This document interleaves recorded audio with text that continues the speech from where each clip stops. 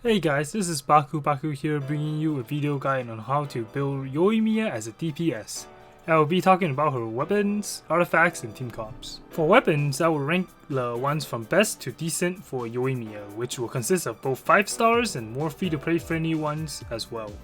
The absolute best weapon is, you guessed it, the Thundering Pulse, the new 5-star bow that will be released alongside her. This weapon boasts a whopping 66.2% crit damage bonus for Yoimiya at level 90, along with having passives that increase your normal attack damage by dealing damage and casting skills. For people that wants to play her at her maximum potential, this is the bow to get. Another good one is the Amos bow. Unlike Ganyu, however, Yoimiya's damage focus on her auto attack, so this weapon's passive is great, but not the best for her, which is why I rank it below the Thundering Pulse.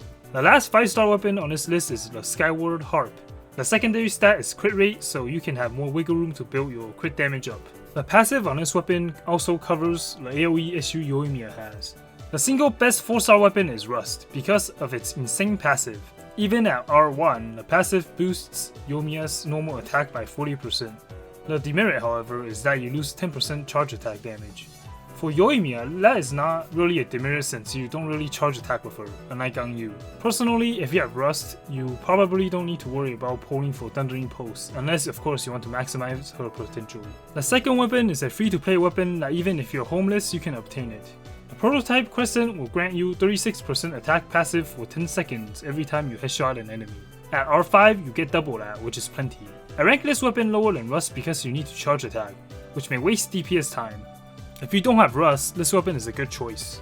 The newest craftable weapon, the Yumi's passive increases normal attack by 16% and charge attack by 12%. And when your character's energy reaches 100%, the effect of that is increased by 100%. The reason why I rank this lower than the Prototype Crescent is because you need to keep your Q at 100%. Keep this point in mind when talking about artifacts. The next weapon, the Blackcliff Warbow, is only sought after for the secondary stat, which is crit damage. The passive really hinders this weapon on Yoimiya since she is more of a boss fighter, and with her being a single target DPS, she won't utilize this passive most of the time. Last but not least, the Viridescent Hump from the Battle Pass ranks below everything else that I mentioned. Although this weapon offers crit rate substats to build alongside Yoimiya, the crowd control passive is not really good since she can shoot enemies from far away anyways. I will be making videos showcasing Yoimiya with all the 4-star weapons I mentioned, so make sure to subscribe to not miss out on future testing videos. Next, I will be talking about artifacts. The Shimenawa's Reminiscence is looking to be the best in slot for her in most team comps. When you have 15 or more energy while casting your elemental skill, you lose the energy, but normal attack, charge attack, and plunging attack damage is increased by 50% for 10 seconds, which is the best for her auto attack. Because you'll lose energy, you will have trouble utilizing Yumi's both passives, therefore I wouldn't use those two together. The Retracing Bolide provides 40% charge attack and normal attack buff when protected by a shield, which is less than Reminiscence, but you won't have to worry about losing energy. You can use Lava Walker if you don't want to keep up with her reactions and just want to shoot. The Crimson Witch 4-piece is another great choice in reaction-based comps, although I'd still rank it lower than the Reminiscence set. The 2-piece Crimson and 2-piece Reminiscence or Gladiator is a good middle ground if you don't want to worry about your energy or go crazy with reactions.